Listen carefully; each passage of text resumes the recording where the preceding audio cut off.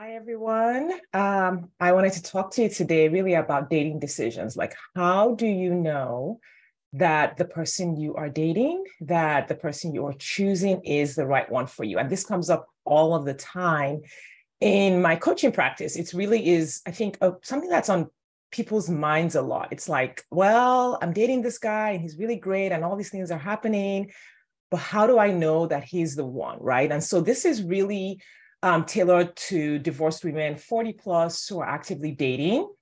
And if you find yourself procrastinating a decision about a man that you've been seeing, like you find yourself frozen in indecision, you're kind of worrying about making a mistake, you want to go exclusive, but you find yourself like not being able to make a decision, or you do go ahead and like say, okay, based on what I know, you make the decision, but then you find yourself in another relationship with the wrong person. Like a lot of women come to me at this point, like they've done the dating things and then like it's been 3 months, 6 months with this person and he was the wrong person for them, right? And so at that point they feel like, oh my goodness, now I just wasted 3 months, I just wasted 6 months with this person. I had to go through this whole breakup with somebody who wasn't even right for me, right? And you just find that time goes by and you're not able to kind of create that commitment you want. Or you're in the relationship, but you can't fully commit because then you're second guessing everything all of the time. Things are happening and you're not sure if there are red flags or if it's not a big deal. Should you work through it? Should you not work through it, right? So in this short video, I really just want to tell you the things that will free you to be certain. Like, how do you know? What should you be doing? What should you be thinking about to consider that? So for those of you who are meeting me for the first time, my name is Shadi Curry. I'm a dating coach for divorced women. I went from divorced after a 17-year marriage to happily remarried in about 18 months. Now I help other divorced women 40 plus do the same thing in an average of 6 months. And I really want to show you how to end the uncertainty that surrounds choosing the man who is right for you. So let's just dive in. For some people, this problem shows up when, not when they don't have a lot of interest. So like I have clients who come to me because they're not meeting the guys who are interested. They're not meeting guys who are committed. They're not meeting guys who are interested in them. So, that's like one side of the dating journey that, I work to help fix. But this problem is typically from women who are meeting guys. They're meeting great guys, right? And they're having conversations on the apps and they're interested. These men are smart. They're well-educated. But like sometimes it feels like something is just a little off, right? Or they've been introduced to a guy by friends. And this happened to me. What I'm talking about today happened to me when I dated someone that was already in my network, someone I already knew. And that kind of can make it hard because when you're feeling like, well, this person is friends with all of these other people and they know my family and we grew up together or went to school together, I should be able to make this work. Like this should work. This should be right. This should be okay. But then you find out that like, even though they in your network and they seem to be the same education and maybe there is some overlap, they only meet a percentage of what you're looking for, right? And I think there's a narrative around women that, oh, we're only attracted to like the bad guys. When we meet a nice guy, then we're not attracted to them. Well, not every nice guy is for you, okay? I'm just going to say that right up front. Not every nice guy is right for you. Not every nice guy is a match, right? It could be a match on maybe some levels, but not a match on others. And so if you find yourself in that situation, it can feel like it's really foolish to, let the guy go, like let the nice guy go. Some of you worry that you're broken and you're just not able to be attracted to a nice guy, that like you're too picky and that you're doing it wrong, right? Some of you feel like you're doing it wrong. And you ask yourself things like, well, is 80% enough? Is 60% enough? Is 75% enough? I love Indian matchmaking. It's like one of my favorite shows because I'm in the business of love. And one of the things I don't agree with Sima Auntie on is that 60, 70% is good enough. Now, in the context of the show, it is just because there's so many other factors and so many other variables that are already taken care of. But in other dating contexts, 60 to 70% may not be enough, right? It's not a rule that you can really just go by. So for most women who are in that stage where there's a guy who's interested, he seems okay, there's some things that are bothering them, like they're not sure about, but they're like, well, let me see how it goes, right? So, they tend to go exclusive, you stop talking to any other guys, you get off the apps, but as you go, you're still not deciding. You're not fully deciding, right? Should I move forward? Should I not move forward? So you're going on dates, you're having conversations. You're stuck because he's so close to what you're looking for. And what happens, the reason I want to talk about decisions today is because you keep making the decision over and over and over again, or trying to make the decision over and over and over again, right? So there's this, what I teach, which is evaluating, self-reflecting, reflecting on what's happening. And then there's simply overthinking and spinning in indecision, which you might mistake for evaluating. You might tell yourself, well, I'm thinking about it, I'm thinking about it, I'm thinking about it, but you're actually just going around in a circle, sort of in a paralysis, even though your brain is active and it's doing things.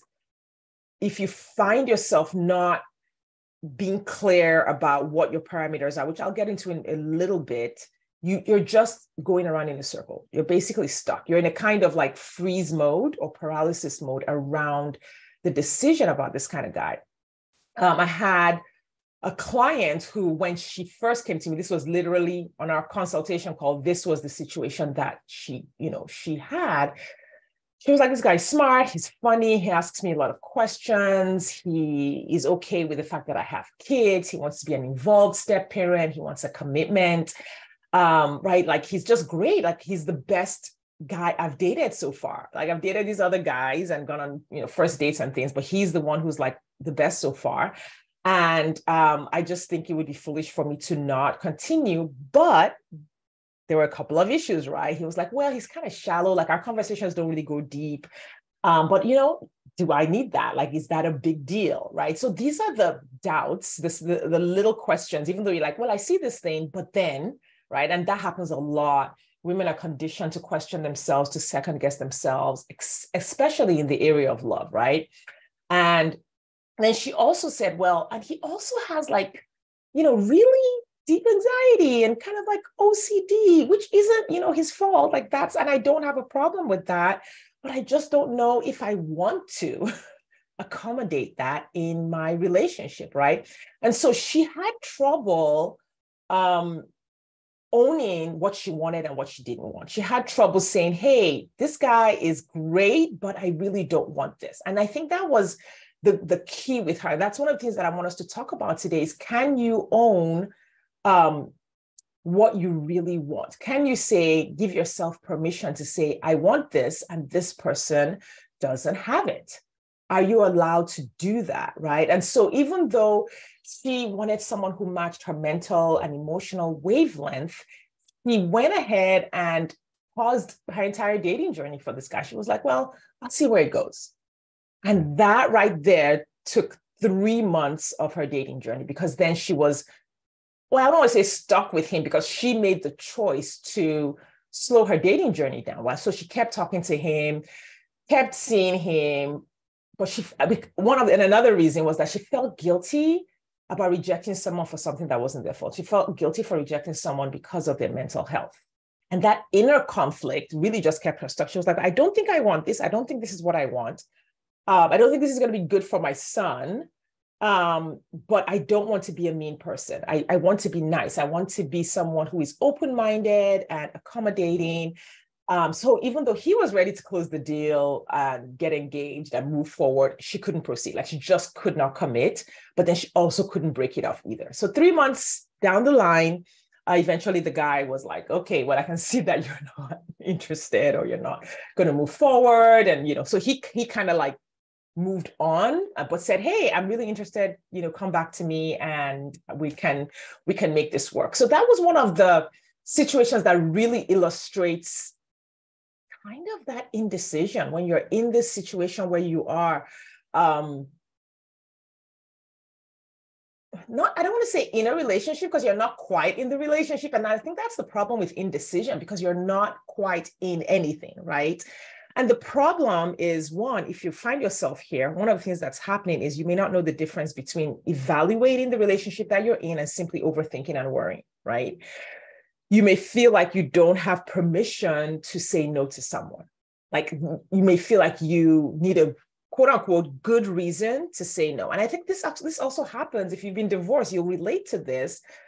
Women in toxic marriages, abusive marriages often feel like they don't have a right to move on from the marriage unless they have a good reason. And those good reasons are usually defined by other people, defined by other structures, defined by other people other than yourself. And same thing then starts to happen when after your divorce, you're dating, where you now feel like I don't have a right to say no to this guy unless I have a good reason. And that can keep you stuck, right? You don't give yourself permission to ask for what you really want in a partner. A third problem, and you'll see this when I talk about my client's story, is that she didn't have clarity on what she really, really not just wanted. She knew what she wanted, but she didn't have clarity on what she needed. So even though she had a list of the things that she wanted, her list wasn't complete. Her list didn't have everything she needed on it. And that's why she kept having doubts, because the guy would meet stuff on the list, but there were deeper needs that she had, deeper things that she wanted, a deeper vision that she had for her life that were just missing, right? But she wasn't aware of those needs, so she didn't realize that she needed to accommodate them. She was also in scarcity, where she felt like, what if I don't meet someone this good again? What if there's no one else like this guy in my future? And then I've let go of him, and now I'm single forever. So that's scarcity thinking, where you think this one guy will make or break your dating journey, instead of realizing that, like, there's 8 billion people on the planet. There's a very, very high chance that you can meet someone like him with what you're, the other pieces of what you're looking for that are missing. And really, that's like the availability bias, where we think what we see is all that's available in the world. And then finally, she didn't know the difference between FOMO, where there are some people who have a tendency to just keep dating the next person and rejecting everyone because, like, what if there's something better? And what if there's something better? And what if there's something better? And a gap in what you really want, and the ability to recognize that this person just doesn't have everything that you want. So in this situation, of course, there's no prescriptive way to deal with it.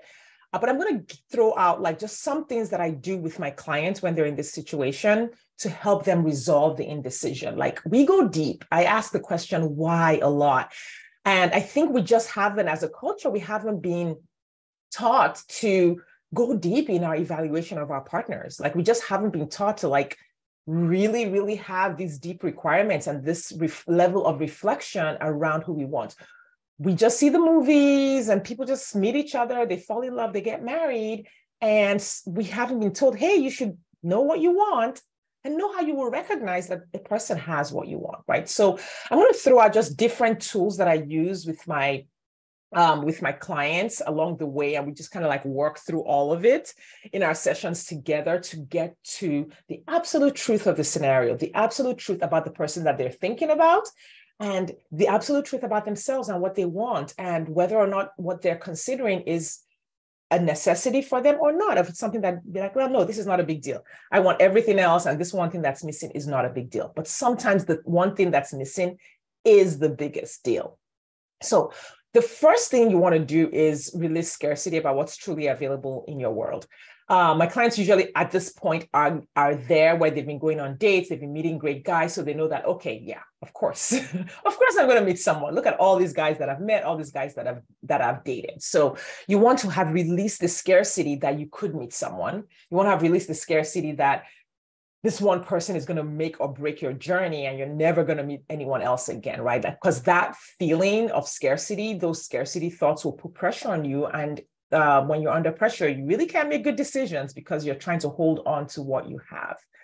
Then the other thing I do with my clients is we get deep clarity on what they really want. We're talking written down, laid out, where you can clearly see where the person meets the requirements of what you want and where they don't. So we have like 3 or 4 steps that go into this. My clients will complete a self-discovery to truly understand who they are now and where they're going, who they've been, where they are, where they're going, what the elements are going to be in their life, what their vision for their life is.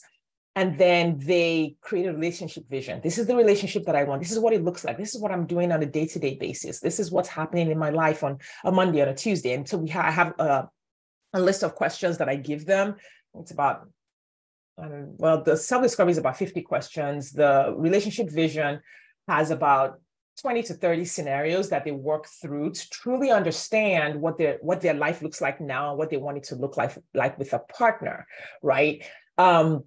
And then we take that and say, what kind of man is really going to fit in with that? What are the requirements? And when I say requirements, not what you're going to make the man do, not what you're going to force him to do, but what does he need? Who does he need to be? What elements need to be in his life already for him to be a match for what you're looking for? And not just what those requirements are, but how will you know, right? So if you want a man who is empathetic, which we should all want men who are empathetic, right? Empathy and positive affirmation and mirroring is kind of like a requirement for a good relationship, right? So how will you know? Because sometimes we have this list, but we don't know how to recognize when a person has what we are looking for. So when my clients work through these 3 tools that I've mentioned, they know what they need, they know what the requirements are in the partner for them, and then they know how they will tell that the partner has these things or not. And once they've done that, then they're able to then evaluate. And so as they're seeing guys, I don't even have to do a lot of work at that point. It's kind of like, okay, it kind of ask me, okay, what do I do? This guy did this, did that, and I don't know if I should let him go or not. And I'm like, what's on your ideal partner profile list? Does he match what's on there? I am reminding them to take out that list. And every time they go on a date, what have you been able to establish that he has? What have you not been able to establish? Do you need to go on more dates to be able to find out what he has, what he doesn't have? So, because there's always like, this is what I know, this is what I don't know. We're constantly putting things in the bucket of what they know about the guy and what they don't know about the guy, right? And so I teach them that process of self-reflection. And the self-reflection is required because they still have their own triggers. They still have their own biases, right? So we work through, okay, what part of this is you? What part of you, this is you trying to get this man to fulfill something inside of you? And what part of this is you needing to evaluate with clear eyes what is happening here, what he's doing, who he really, really is? And then as they learn to do that, then we also work on them releasing the guilt when he's not a match. There's just so much guilt there. You're not being mean. You're not judging. You're not, being a prejudiced person when someone doesn't meet the requirements that you have defined for the life that you want, right? And we work on reframing that because it's labeled judging or rejecting and all those negative words. But I like to see it as when a man is not a match, you're releasing him to find his true partner. The partner who doesn't think like, oh, all these things are not what she's looking for. And then you're releasing yourself to meet your true partner. The partner who isn't looking at you and saying, oh, well, why does she want this? And why does she want that? And you're not in that mode of constantly revisiting each other, right? You're not constantly revisiting if he's for you, and he's not constantly revisiting if you're for him, or wondering why he's not living up to your standards, right? So not a match is very different from rejecting someone. And often my clients will feel guilty for, quote unquote, rejecting someone because they feel responsible for his feelings. Again, something women have been socialized to do, to make sure everyone has a great experience with you. Nobody ever feels hurt. Nobody ever feels disappointed. Nobody ever feels rejected. Well,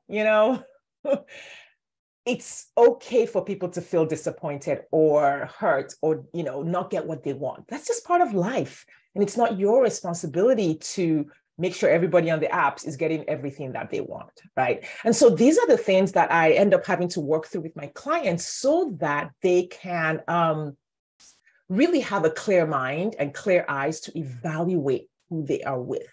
And it gives them, working through all this, it gives them that feeling of freedom and autonomy and serenity, and like feeling like, oh no, I get to choose. This is not something my mom is choosing for me, or my culture, or my dad, or whatever. I get to choose because I get to live with this person. I get to have this life with this person. But if you have all of that confusion and guilt swirling in the bottom, you won't be able to choose with clarity and to choose for you. So going back to my client who worked through this, like she just did an amazing job, like was very invested in the work. And what she found out was that this guy was nice, he was amazing, he was smart, he was intelligent, he was committed, but he really wasn't close to what she wanted at all.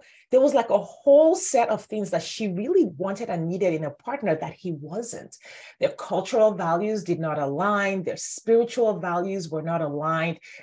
He was as educated as she was, but they were not a true intellectual match, where she was still pursuing a lot of personal development and growth in her life, and he wasn't, which isn't a bad thing. Like, listen, there are some of us who are self-help junkies. That's just like some other people are golfing junkies, and they golf every weekend. Like, everyone just has their thing. So she wanted someone who would, match her with self-help and personal development. And that's why she didn't realize that was why she hadn't enjoyed the level of conversation that she was having with him. And so she really wanted someone where she could have those conversations and growth and go to conferences and seminars with that person. And then she also realized that even though he was very invested in wanting to be a stepdad and care for her kids, she didn't need that. Like, that was a good thing, but it wasn't what she needed. She actually was very happy to independently parent her child. And her ex was an active parent in the children's lives. So like, it wasn't, even though it was great and he was enthusiastic, it wasn't necessary. It really wasn't something that was a big deal on her list. So when she was able to like make that list that truly reflected her life, we restarted her dating journey. Like, this is what we're looking for now. And then she just started meeting guy after guy after guy that she felt more compatible with, right? So the guys like just kind of got increasingly more compatible with the new vision that she had. And looking back now, like now she's at the place where it's like, she's got like, I think the last 3 to 5 guys were just like, oh my gosh, this guy is great. I'm looking for this. Like, she's more in the place where she's evaluating for like, who do I go exclusive with? But when she's looking back at the beginning, when she started working with me, and she looks back at that guy, he's like nowhere near the people that she really likes now and wants to choose from. So we do that work up front so that it's like you're really clear. You don't get blindsided down the road by saying, oh, I really needed this, and I wish I had thought about this when I was dating. Doing that work upfront creates self-trust so that you're like, oh yeah, nope, I know I decided this. I know I thought about this ahead of time. I know realized that I wanted this. And I can trust that if I'm not finding it, then I'm okay to say no, right? And you can make those decisions quickly and easily and be confident that you are choosing, whether the choice is to say no to someone or the choice is to say yes to someone. You can be confident that because you've done that upfront work, you are making the right decision for yourself. So that's how to make dating decisions. This is how my clients and I go about it, so that you're like, I'm good, right? You're not in that spin. You're not wasting all of that energy. I do want to invite you, if you are listening to this and you're a divorced woman 40 plus, if you're not getting 1 to 2 new first dates every week, with men who match you in the way that we've talked about today, with men who are like, you can see a possible future with. If you're not even getting the opportunity to evaluate at this level, then I really want to invite you to work with me, right? If you want to go on at least 5 amazing dates in the month of June, where you're like, oh, this could be a potential partner. This is someone, and getting to the place where you're evaluating. If this is something that you want, and you want to do it with like only 30 minutes a day on the dating apps, along with dating in real person, then I want to invite you to schedule a consultation call with me. You can do that with the link that is in the show notes. It's shadecurry.com/schedule-appointment. And Shade Curry is spelled SADECurry.com/schedule-appointment. The consultation call, really what we do is we just sit and look at where you are, kind of like how I described how my client came at this point in her journey.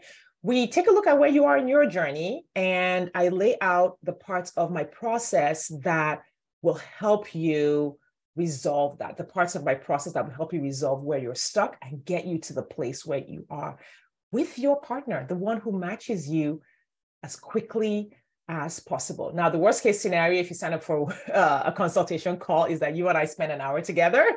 And you're like, okay, this is not for me. Okay, that's the worst case scenario. Now, the best case scenario is that you see how my process can revolutionize your approach to dating. And you use our work together to meet your partner this year. So you have nothing to lose by scheduling that consultation call. I want to invite you to do that today. And I want to thank you for spending this time with me. Thanks for your time and attention. And I will see you next time.